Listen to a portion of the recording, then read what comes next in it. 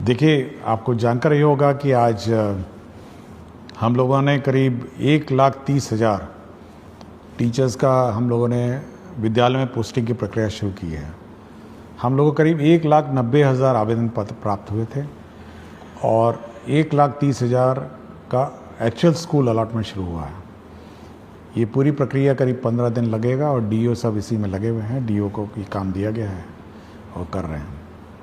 ये बात मैंने कभी नहीं कहा कि पुरुषों का स्थानांतरण नहीं होगा, और जैसा कि आप आंकड़ों से देखते हैं कि करीब इसमें भी हम लोगों ने करीब 8 से 9 हज़ार पुरुषों का नाम इसमें शामिल किया है, पुरुष टीचर। देखिए, जब भी स्थानांतरण किया जाता है तो 2-3 बातों का बहुत ध्यान रखा जाता है। इतनी बड़ी संख्या एक तो है, 1,90,000 है और आवेदन पत्र हैं। हम लोग 2-3 चीज़ें देखते हैं। पहले तो है वैकेंसी होनी चाहिए, जहाँ पे टीचर मांग रहे हैं वहाँ वैकेंसी होनी चाहिए। और दूसरा ये देखते हैं कि जो हमारा इंटर डिस्ट्रिक्ट जो स्टूडेंट टीचर रेशो है, मतलब जो छात्र और टीचर अनुपात है, उसको भी हम लोग ध्यान देते हैं।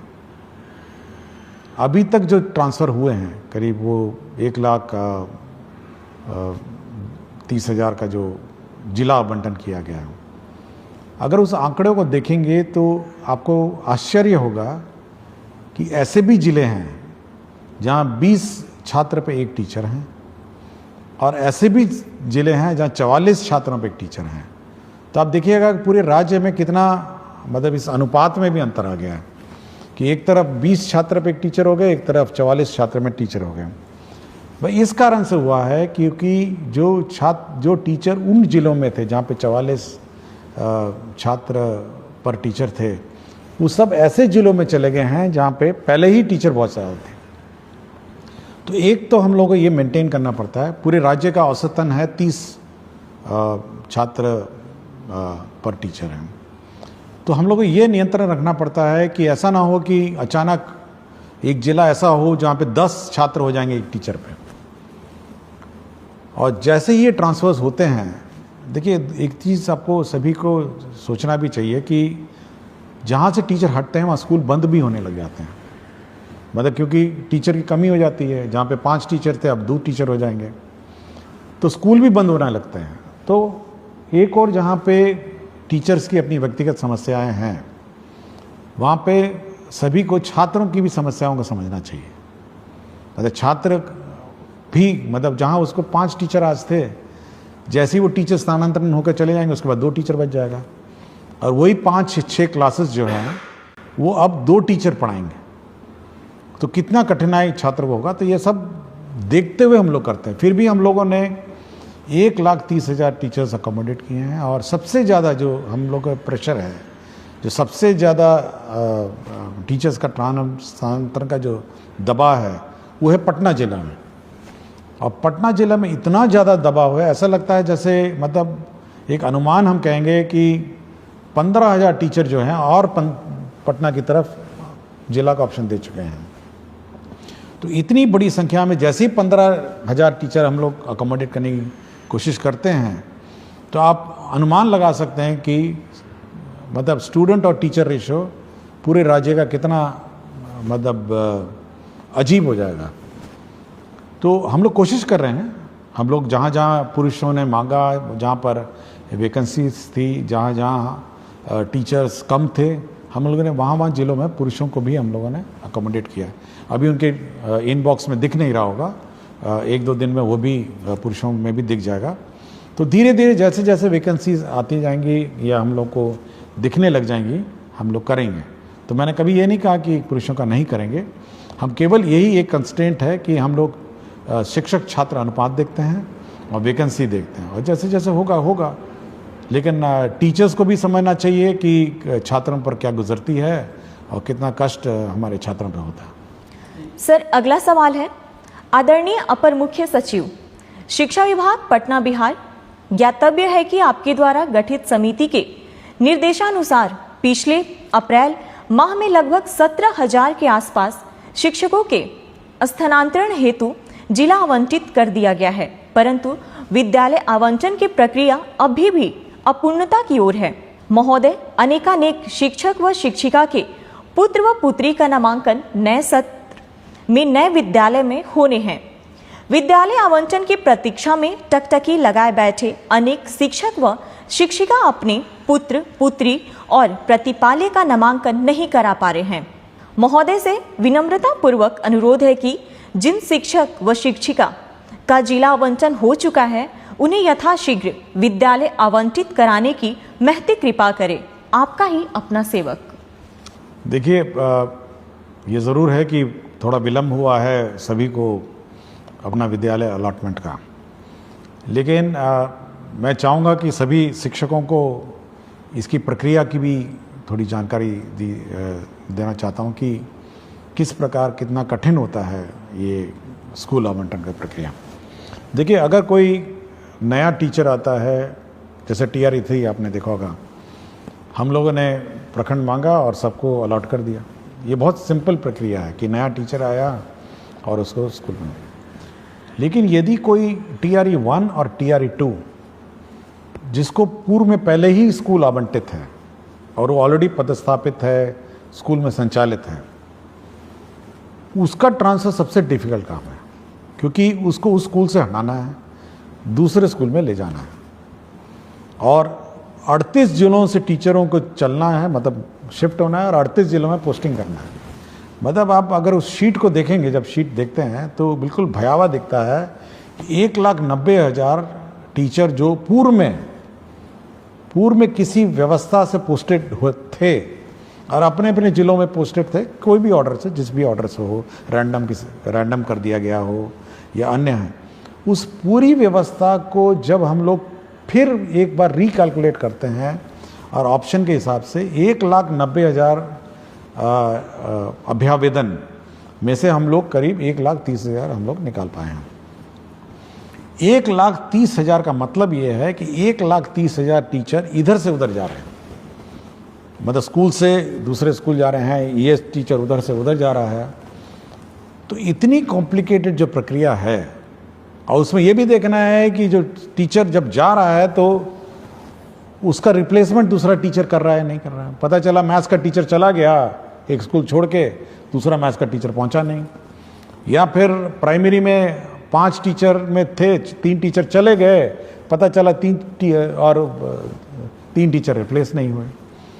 तो एक किसी स्थापित व्यवस्था जिसमें पहले से ही किसी व्यवस्था में पोस्टिंग TRE 1 TRE 2 हो गया हो या अन्य जो पोस्टिंग हो गया हो, उस पूरे पोस्टिंग व्यवस्था को फिर से अभ्यावेदन के हिसाब से मतलब उनके प्लेस ऑफ पोस्टिंग को परिवर्तित करने में बहुत मेहनत लगता है, और ये केवल एक सॉफ्टवेयर के माध्यम से ही हो सकता है कि लोग अपना करेंगे।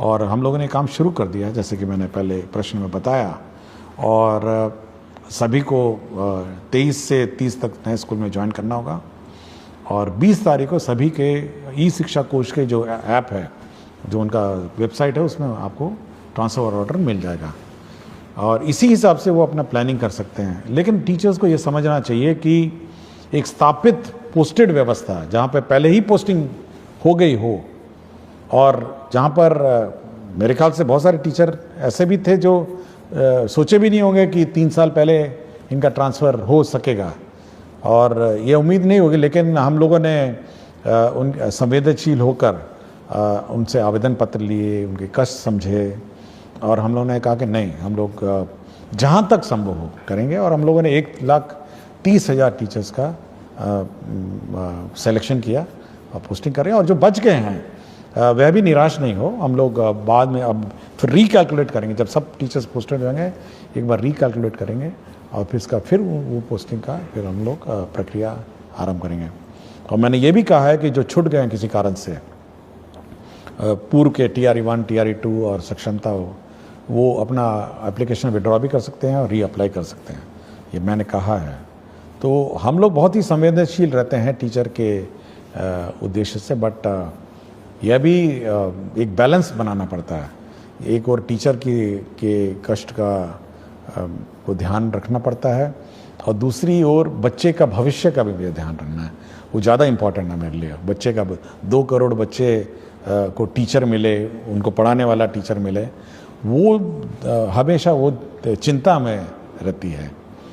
टीचर का ट्रांसफ़र बड़ा आसान काम है, लेकिन बच्चे को एक शिक्षक देना ये बड़ा डिफ़िकल्ट काम है। तो ये बैलेंस बनाकर हम लोग चलते हैं, इसलिए टीचरों को निराश नहीं होना चाहिए। सरकार संवेदनशील है और मैं चाहूँगा कि वो लोग सभी टीचर्स नए पदस्थापन स्थान पे जब जाएंगे तो नए बच्चों को पढ़ाएंगे और उनका भविष्य देखेंगे। सर, एक अनिल कुमार सिंह, प्रभारी प्रधानाध्यापक, आदर्श बालिका +2 उच्च माध्यमिक विद्यालय रामगढ़ से हैं। कहते हैं, एसीएस सर को सादर प्रणाम। आपका व्यक्तित्व संवेदनशीलता और शिक्षा में सुधार के प्रति आग्रह प्रेरित एवं प्रभावित करता है। सर, मेरे 2 सवालों में प्रथम सवाल है कि क्या विद्यार्थियों को डीबीटी के माध्यम से राशि उपलब्ध कराकर बाजार से किताबों की खरीद की व्यवस्था की जा सकती है? सर, मेरे विद्यालय को पीएम श्री विद्यालय बना दिया गया है। दूसरा प्रश्न इसी से संबंधित है कि विभाग पीएम श्री विद्यालयों की व्यवस्था के संदर्भ में विभाग क्या सोच रखती है? देखिए, पहले किताबें छपती थी और विलम्ब होता था, और ऐसे भी हुआ कि सत्र शुरू होगा नवंबर में जाके किताबें में मिली हैं कुछ सालों में। लेकिन फिर सरकार ने सोचा कि चलिए डीबीटी कर देते हैं। देखिए, डीबीटी में एक बहुत बड़ी समस्या है। एक तो किताबें मिलना बाज़ार में, और समय पे इतनी सारी किताबें मिलना, मतलब आप समझ सकते हैं 2 करोड़ बच्चे हैं और बच्चों को किताब नहीं मिली, बाज़ार में भी किताब उपलब्ध नहीं हुई, पब्लिशर्स ने प्रिंट नहीं किया और बड़ी ख़राब किस्म की क्वालिटी की किताब मिली। ऐसे भी हुआ कि बच्चे पुरानी किताबें इधर उधर से बोरो करके लिए। लेकिन अब ये व्यवस्था है कि किताबों की छपना की प्रक्रिया जो है वो परिवर्तित हो गई है। आप देखेंगे, हम लोगों ने अब कल ही मेरी समीक्षा हुई और हम लोगों ने 1 अप्रैल 2025 में जो किताबें दी जानी हैं उसकी छपाई पर निर्णय अब कल ही हम लोगों ने ले लिया कि कल हम लोगों ने कहा कि नहीं, एक प्रक्रिया आरंभ की जाए और वो 1 अप्रैल 2026 में बंटनी है। तो आप सोच सकते हैं कि कितना लंबा प्लानिंग इसका होता है, ताकि हम लोग का ये है उद्देश्य है कि सत्र शुरू होने से पहले, मतलब 1 अप्रैल जो स्कूल क्लास शुरू होगी उससे पहले कम से कम 1 महीने पहले किताबें पहुंच जाए। और इस बार चुनाव भी है बीच में, तो इसलिए हम लोगों ने जल्दी शुरू किया है कि किसी प्रकार का व्यवधान ना हो, समय पे किताबें छप जाएं, ताकि 1 अप्रैल 2026 में ये किताबें, नई किताबें मिल जाएं। और साथ ही साथ जो किताबों में परिवर्तन भी करना है, रिवीजन हर साल होता है, तो इस साल किताबों का रिवीजन भी शुरू हो गया है और करीब हम लोग को लगता है कि सितंबर 1 से किताबें एक्चुअली प्रिंटिंग शुरू हो जाएगी और किताबें पहुंचने लग जाएंगी स्कूल में करीब जनवरी, फरवरी, मार्च में। तो समय पे आपको किताब मिल जाएंगी। इसलिए डीबीटी पर ज़्यादा हम लोग जोर नहीं देते हैं कि समय पे किताब जब मिल ही रही है तो मेरे ख्याल से शिक्षकों, विद्यार्थियों को कठिनाई नहीं होगी। दूसरा उन्होंने कहा पीएम श्री। ये पीएम श्री जो विद्यालय हैं ये भारत सरकार की सेंट्रली स्पॉन्सर्ड स्कीम है और इसके अंतर्गत जो स्कूल हैं उसको एक आदर्श स्कूल बनाना है। उसके बिल्डिंग कंप्लीट होने हैं, साथ ही इंफ्रास्ट्रक्चर का कंप्लीट होना है, इसके लेबॉर्ट्रीज कंप्लीट होने हैं, साथ ही साथ उसके म्यूज़िक, स्पोर्ट्स, सारे मतलब सभी उसके आयाम उसका कंप्लीट करने हैं। और साथ ही साथ टीचरों का प्रशिक्षण है और उसका जो सॉफ्ट स्किल्स हैं स्कूल में सभी देना है। तो एक परिपूर्ण मतलब full complete school in all respect वो बनाने का उद्देश्य है और मेरे ख्याल से ये बहुत ही अच्छी योजना है पीएम श्री। हम लोग तो चाहेंगे कि और ज़्यादा हो, बट हम लोग कोशिश कर रहे हैं कि भारत सरकार और सैंक्शन करे, लेकिन इस साल काफ़ी संख्या में पीएम श्री स्कूल सैंक्शन हुए हैं और इसका इम्प्लीमेंटेशन उन्होंने शुरू कर दिया। अगला सवाल डॉक्टर संतोष कुमार राणा एवं समस्त विख्यातागण डायट रामबाग मुजफ्फरपुर से। कहते हैं, महोदय सादर नमस्कार। हम डायट रामबाग मुजफ्फरपुर के विख्यातागण यह जानना चाहते हैं कि जब हमने सेवा पुष्टि हेतु सभी आवश्यक दस्तावेज समय पर जमा कर दिए हैं, विभागीय प्रक्रियाओं का पूर्ण पालन किया है तथा निरंतर निष्ठा व कर्तव्य परायणता के साथ शैक्षिक कार्यों का निर्वहन करते आ रहे हैं, तो क्या विभाग अब हमारी सेवा पुष्टि की प्रक्रिया जो विगत 5 वर्षों से लंबित है को शीघ्रता से पूर्ण करने हेतु आवश्यक और प्रभावी कार्रवाई करेगा? आपकी सकारात्मक एवं शीघ्र पहल की हम अपेक्षा करते हैं। देखिए, ये बड़ा दुखद बात है कि 5 साल हो गए हैं और सेवा संपुष्ट नहीं हुई है। तो जिसने भी विलंब किया उस पर तो कार्रवाई होगी और मैं चाहूँगा कि अगला 1 सप्ताह में इनका समाधान हो जाए। और हम लोग का हमेशा ये रहा है कि जो सेवा संपुष्टि है, अगर कागजात सभी पूरे हो गए होंगे तो संपुष्टि समय पे हो, ऐसे विलम्ब नहीं हो। और विलम्ब होगा तो संबंधित पदाधिकारी या कर्मचारी जो भी होगा उस पर कार्रवाई होगी। तो कार्रवाई तो होगी, लेकिन काम भी हो जाना चाहिए और 1 सप्ताह में इसको हम लोग करवा देंगे। अगला सवाल अनिल कुमार पांडे, माध्यमिक शिक्षक, उत्क्रमित माध्यमिक विद्यालय धुरलक समस्तीपुर से। माध्यमिक स्तर के गणित विषय को सुलभ व सरल बनाने की भविष्य में विभाग की कोई योजना है? जैसे गणित विषय के शिक्षकों का विशेष प्रशिक्षण, अभ्यास पुस्तिका का विभाग द्वारा बच्चों के लिए उपलब्धता, आधुनिक तकनीक के उपयोग की संभाव्यता या अन्य? देखिए, मैथ्स बहुत इम्पॉर्टेंट सब्जेक्ट है और मैं पिछले बहुत सारे एपिसोड में मैंने कहा है, हम लोगों ने पिछले बार 100 दिन वाला कैंपेन भी चलाया था कि 100 दिन केवल मैथ्स और रीडिंग की क्लासेस पहले क्लास और दूसरी रहेगी।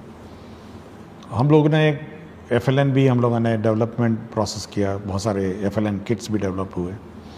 और हम लोगों का है कि मैथ्स जैसे सब्जेक्ट है, बहुतों को कठिन भी लगता होगा, लेकिन FLN किट के माध्यम से उसको सरल बनाया जा सकता है और लर्निंग भी ईजी बनाई जा सकती है।